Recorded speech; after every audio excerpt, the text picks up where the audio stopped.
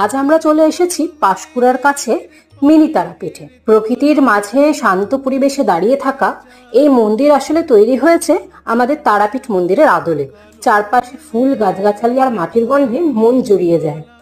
মন্দির চত্বরে আছে পুজোর জিনিসপত্র কেনার দোকান, আর আছে একটা ছোট্ট পুকুর যেখানে হাত পা ধুয়ে তোমরা উঠে যেতে পারো মন্দিরে। ধাপে ধাপে সিঁড়ি উঠে গেছে, আর সিঁড়ির বিভিন্ন জায়গায় রয়েছে বিশ্রামের জায়গা। ওপরে ওঠার পর চারপাশের দৃশ্য দেখে মন জুড়িয়ে যায়। গর্ভগৃহে রয়েছে মায়ের অপূর্ব মূর্তি, আর ঠিক বাইরে রয়েছে মায়ের চরণ। পুরোহিত মশাই খুব নিষ্ঠার সাথে প্রত্যেকটি পরিবারকে আলাদা আলাদা ভাবে গর্ভগৃহে বসিয়ে নামগোত্র সহ পুজো করান।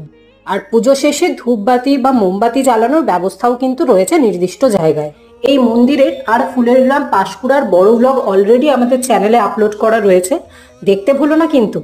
ভালো লাগলে সাবস্ক্রাইব।